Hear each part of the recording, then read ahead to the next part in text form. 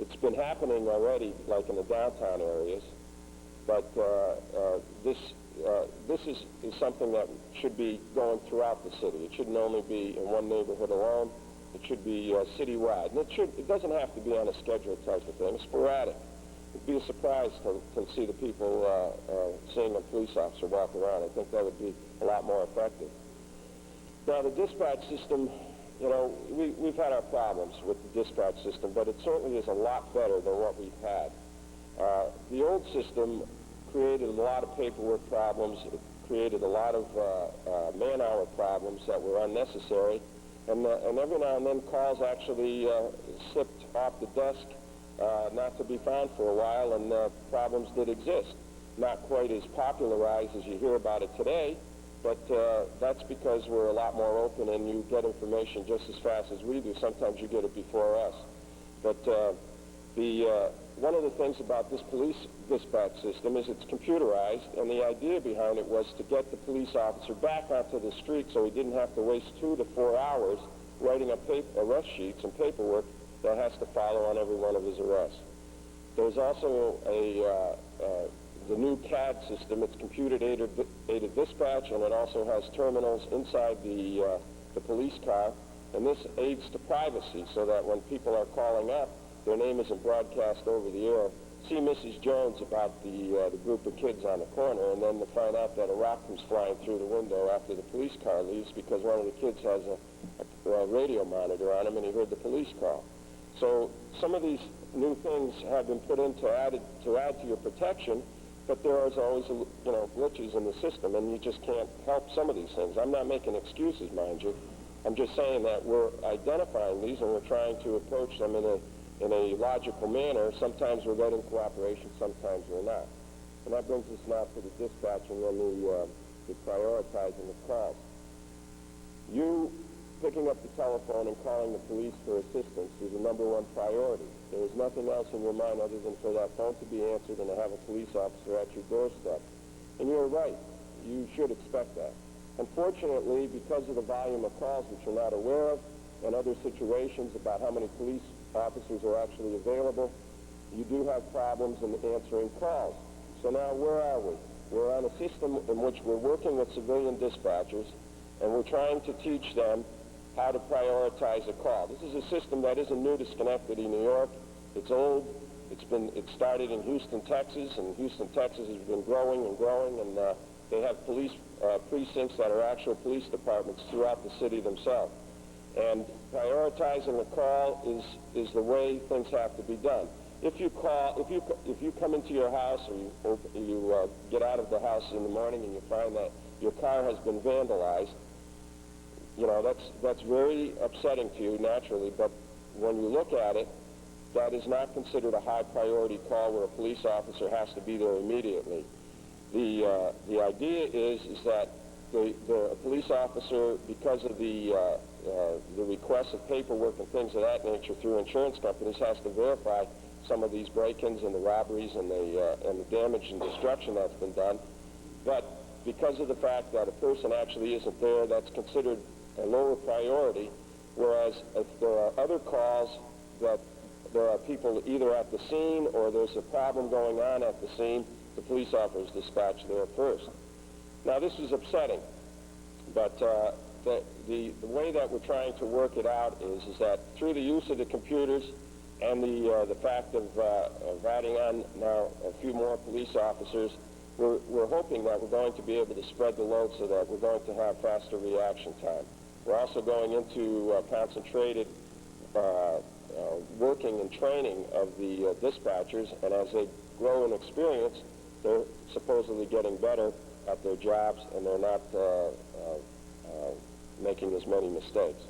We have time for one question. Mr. Nowak, are you aware of what funding might be out there for the neighborhood watch programs? And if there is funding, would you assist these groups in attaining some money?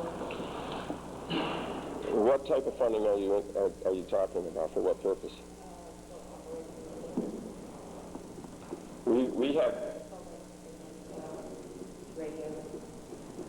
We have set aside funds through the CD program for radios and parts and batteries over the last 2 years through the CD program, and some of the money was shifted, and unfortunately it didn't come your way. I personally have no problem in terms of supporting that request. The unfortunate part is that, like anything else, the funds are tighter, and now you have to go by, on a priority system of programs that have been out there for a while. Sometimes, with the Neighborhood Watch program, the problem of duplication has occurred in the past, and the equipment that has been purchased all of a sudden has either been lost or is now missing, and that takes the wind out of a lot of the program's sales. So what I'm saying is that I've been working with Sergeant Yager last year and the year before. We discussed that CD time about getting funds in for the neighborhood associations, and it was under my impression that we were going to have it. There was a special fund set up through the state that offered dollars to put into this that we also applied for, and I'm not quite sure where that is right now.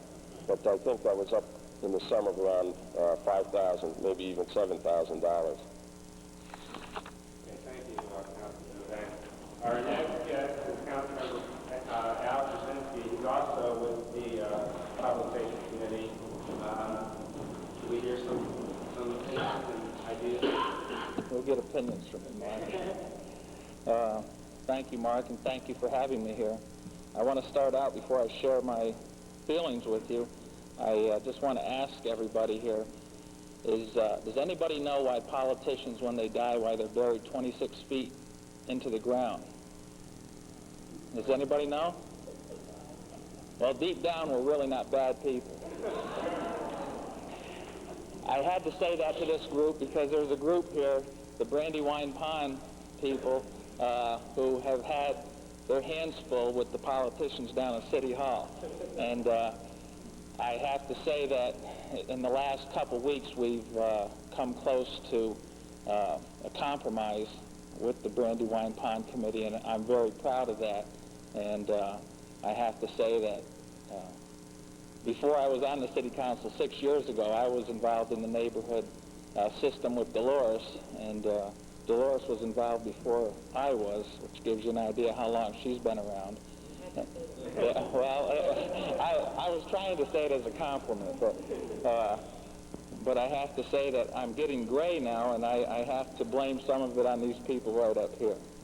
But I say that in a very affectionate way. Talking about the police department, I just want to tell you that I am new on the Public Safety Committee. I've been on the City Council now 6 years, and as of the first of this year, I was appointed to the Public Safety Committee, so I'm going to be trying to do my best to help out the public safety effort within the city of Schenectady. One conception of the police, the job of a police officer before I was on the City Council was that I understood that it was a dangerous job, but I felt that maybe throughout the course of a policeman's career, he might have, I don't know, 6 or 8 close calls. And it wasn't until I was on the City Council, and when you're on the City Council, you're given the privilege of riding in police cars for a whole shift at a time to see just what the police officers are up against.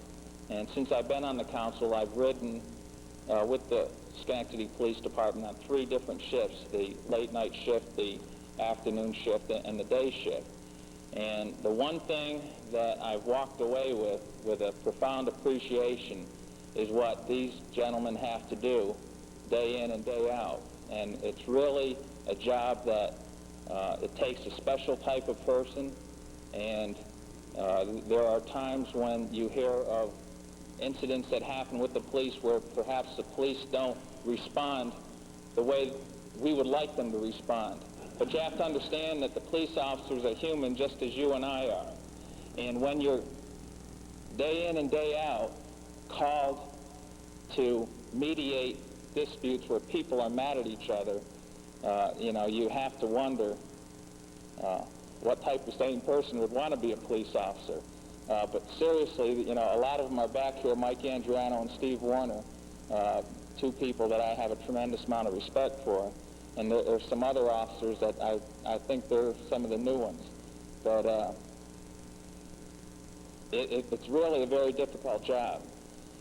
And for example, the times that I went out to ride with them, I never really was expecting anything big to happen. And each time I walked away kind of shaken up because of things that I would see. Like one time there was a call where they had, there was a suicide, and it was an older lady who drank a bottle of Drano. And these are the kinds of things we don't hear about. But these guys live with them day in and day out, and they go home to their families, and it kind of makes you wonder the special type of person you have to be in order to be able to live with that day in and day out. So certainly all of us are not perfect, and the Schenectady Police Department has had some problems in recent months, but overall there's some really very decent people that make up the Schenectady Police Department, and I think that that's the one point that I want to bring out. Is my 10 minutes up already? Oh my God. Yeah, I was hoping that since we're going to have Councilmember Duci in a little while, I would like to go ahead right now and cut you off and introduce the police officer. Since that's what we're here for, is to keep the police. First of all, can we give a round of applause?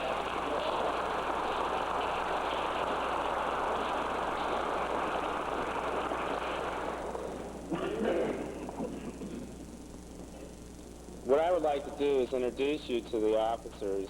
They're going to be staying. After I introduce their names, when I call your names, would you step forward so they can see your face to your name?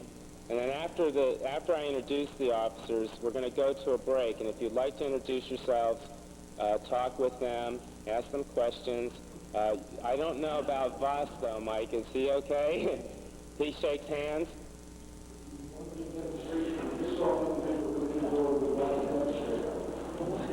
Say again. We can do a demonstration later, Mike. Okay. All right, I would like to introduce, since I started with Mike, Michael Andriano is the president of the PBA, and his partner is with him, Voss. I don't know if you all read the write-up in the paper about Voss, but Voss is a pretty exciting dog, I think. He's from Germany, and he only understands German commands. And he's just now learning English, and what Mike has been teaching Voss is the good signs. Signs, you know, that give him praise in English. Yeah, Mike, could you come up here, please? And well, as I call you, would you all come up here? Yeah, would you all come up here as I call your name? Officer Stephen Warner, he works in Zone 5, for the midnight shift. Patrolman Christopher Strange, he's in Zone 10. And if anybody has questions about the zones here, I have a copy of the zone maps that the police department uses to establish their zones. And you can see from our map where we fit into the zone. It would be right behind where Mike is standing, so at break time, you please go up, take a look around, pick up some flyers, talk to the police officers. Patrolman Christopher Cowell, he is a relief car operator tonight in Zone 5, and thank you, Chris, for coming. And Patrolman Michael Goldman, and we have him. He just completed the recruit. He's out of recruit status and in as a full-time police officer in our zone. I would like to, I have to back what Mr. Jurcynski said. We have to understand that the police department and the people that are in the police department are human. And in putting this meeting together myself, I made considerable amount of mistakes. I was time delayed. My priorities kind of got mixed up one way or another. So I understand the police officers, and I would like to give them a warm hand and thank them for risking their lives and taking care of our neighborhood.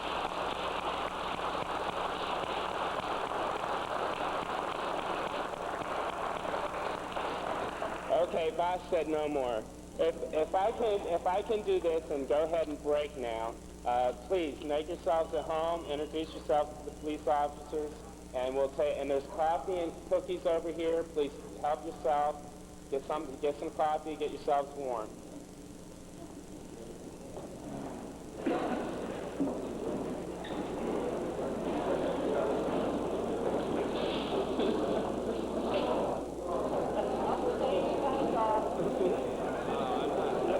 We're getting ready to start the second half of our meeting tonight. I don't get a chance.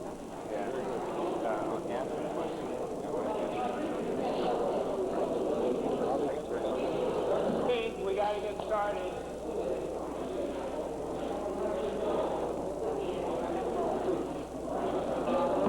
Okay, I would like to continue, like you really care.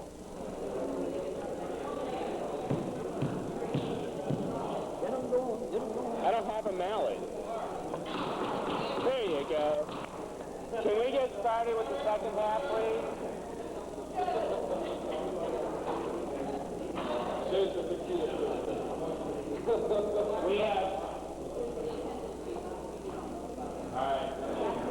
We have an attendance sheet and a person that from the neighborhood watch Central State has been signing people in. I would really like you to sign that sheet so that we can send you any information pertaining to any other future events, like we're planning a block party fundraiser in May. Dave Johnson's also, I'm not going to do the announcements, but Dave Johnson is going to be doing the coordination for the patrol starting in the summer. So I'd like you guys to put your name. If you're not a member of the Central State Neighborhood Watch and you live anywhere in this vicinity, please fill out a blue application. You can come up to me or to Dave or to Sergeant Yager or one of the CSOs, Nate Miller or Kim Jordan, and they'll have you fill this out. We'll process your application and have a card sent to you. And what that does is puts you on the mailing. So you'll be privileged to the Eagle Eye newsletter, which is a newsletter that tells all the neighborhood watch activities, their police activities in the area. Just to add to that quickly, you live anywhere in the city of Schenectady, you make one of those out. And we will Right. put you into whatever neighborhood watch you live in. Right. I keep forgetting there are other people that are from other areas. Okay, I'm not prejudiced. We have Councilman Frank Duci, who has agreed to back out of the agenda and move, after join the second part of the meeting. I would like Councilman Duci to tell us what his feelings are about what the council can do as far as bettering public relations between the community and the police department. Frank Duci? Thanks very much, Mark.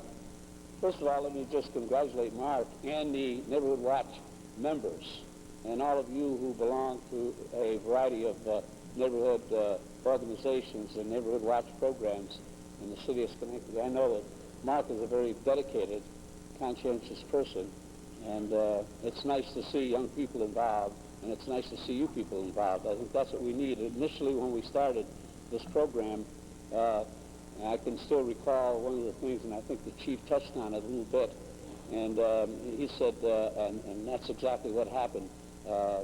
On my street, as a typical example, they were falling away, TVs, couch, and so forth, and the people across the street were watching. And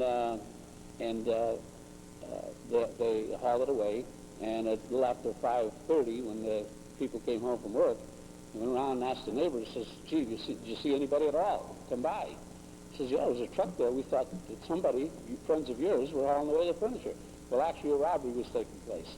And that's why it's so important. The eyes and ears to supplement the police work in the neighborhoods is really so important. And that's why all of us are so appreciative. Now, I just want to say, the city council holds me to a 3-minute rule, and then I have to stop. Over here, Mike Andriano comes in with his dog, and I get limited. And we have a coffee break. But I want to thank Mayor Johnson. All of them left and she's here, and all of you that are here. I just want to talk a little bit about how important it is to be working with the police. And what we need to do, I think, in the future, and we need to start right away, actually. It's long overdue. You know, many years ago in the 30s and 40s, we had something like about 170 to 175 policemen. Crime was down in those days. Today, the crime is compounded, 1,000%. And we have far less police. I think right now with the 7, I think we'll put on, Karen, is it 142? Yeah, something like that. But at any rate, what we need is more police out on the street. Currently, many of the calls that are made, and I'll just use one typical example, that man who was getting beat, and calls were made. And sometimes when the police get those calls,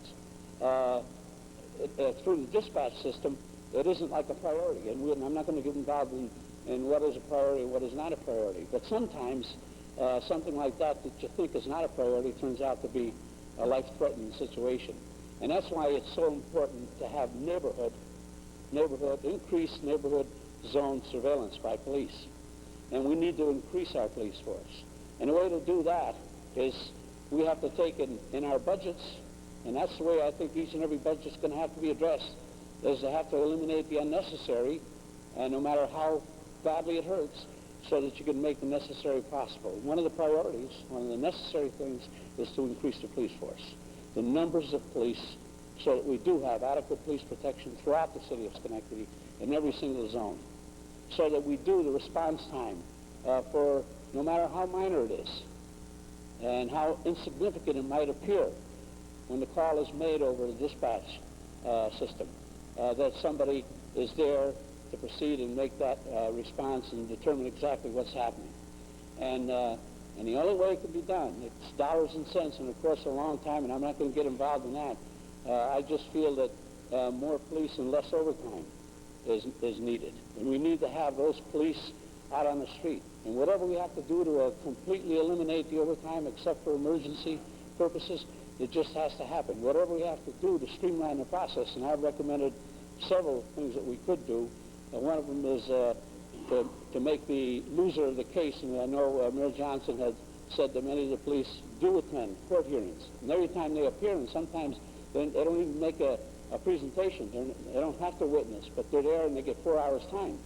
What we need to do is streamline that process so that they would eliminate the police, attending these court hearings if, in fact, they're not going to be called to testify, because it's 4 hours of overtime that's totally unnecessary. And maybe something could be done also in the language of some of the notice of hearings and so forth. And I've discussed and recommended one area of a change, and I don't know whether it can be done or not, but they have to be explored. We need to do everything possible to limit the number of hours that's spent by the police in hearings such as that and put them out on the street. We have to take and do whatever we have to take and eliminate the necessity for tagging cars and let somebody else tag cars, a civilian, not necessarily a policeman. And things such as that that will increase the number of hours that police can spend out on the street protecting you and I. And the only way you can do it is to bite the bullet. Now, unfortunately, the contract is passed with the police. I think it's a 2 or 3 year contract. But in the past, in all fairness, I just want to say that the contractual language prohibits effective administering of police departments, so that if you have built-in benefits for overtime, unlimited sick leave, and et cetera, there's very little that a chief or a police commissioner can do. So in the future, something's got to be done to streamline that language, and we're going to have to ask the police to cooperate with us, because taxpayers just cannot afford to continually take and spend more and more money, for overtime, and more and more money in other categories. We need to spend money where it makes more impact. And I don't know, as I say, in the future whether or not some of this language can be changed, but I think it has to change in all fairness. In all fairness to the police themselves, because they have people here in the city of Schenectady that their families, their relatives, their neighbors. And I'm sure that they want to increase the number of police on the police force. And you have to find a formula to do it. And one of the formulas is, as I suggested, more police, eliminate the overtime, eliminate the time appearance in court, and things of that nature. But unless, as I say, unless we take and just bite the bullet, and the politicians have to do it, union people have to do it, the administration has to do it, the new police commissioner has to take and be very actively involved and trying to take and work in some language that's going to be more beneficial to administering the police force on a day-to-day basis. And that's the kind of thing that I think is a priority in the city of Schenectady. You people working as a neighborhood watch people, as I say, play a very important role. And as Chief Nelson said, and I know over a period of years, Mayor Johnson has said it, various other council people have said it, the value of your performance in the various wards. And because the things that you do take and do help the police. It has to be coordinated. You have to be actively involved. And we need to see more and more people, neighborhood watch people, working in concert with a man like Yager, who is an outstanding police officer, and working in this program. Sergeant Wimple did an outstanding job. And initially when we started this program and throughout the years, his public relations work and his very active, involvement with the neighborhood, with the police, and the police themselves have done a great job in working with the neighborhood people in various wards. And I think we need more of that. We need to take and cooperate with the police. And as somebody said here, I think Al Jurcynski said, you're looking at a police department where oftentimes you get a half a dozen people that, portray a very bad image for the city of Schenectady and for the police department. And it's highlighted. And 90% of the policemen, 95% of them are great policemen. They do a great job. And you find some bad apples. You find bad apples in the Holy Name Society. You'll find them in the employment organization, political organizations. I don't care where you go. There's bad apples wherever you go in our community. But in the case of the police, there's so much focus, that they attract, on a day-to-day basis. When something happens, it makes news. And we've got to do something to improve on that, too. And hopefully when with Chief Nelson and the new commissioner and the new setup, and as we look at the program that Mayor Johnson was talking about working with the state of New York, hopefully after they look at those 200 categories, that maybe something will happen that's more productive than it's been for you, the people, for the police department itself, and for all of us that are in elected capacity. So that's about it. Do you have any questions? We have time for 2 or 3 questions. Yes. The 911 is a very good system. Why hasn't the city council put pressure on the county legislature to push that through? We are. It's a program that is being actively pursued by people like Sergeant Wimple and the entire staff. It probably will be another year or 2 before it's finalized. It takes something like about 3 years. All of us, the mayor and the city council, have been pushing that, and it's going just about as fast as it can go. It takes time to implement, but that'll be a program, Mike. Once it's instituted, it's going to be a great deal of help for the entire city and all the people. Yeah, Karen. Okay, there'll be a council meeting on that specifically in 2 weeks, and if anybody's interested, just call 382-5089. Gene, our clerk there, will tell you exactly the time and the date.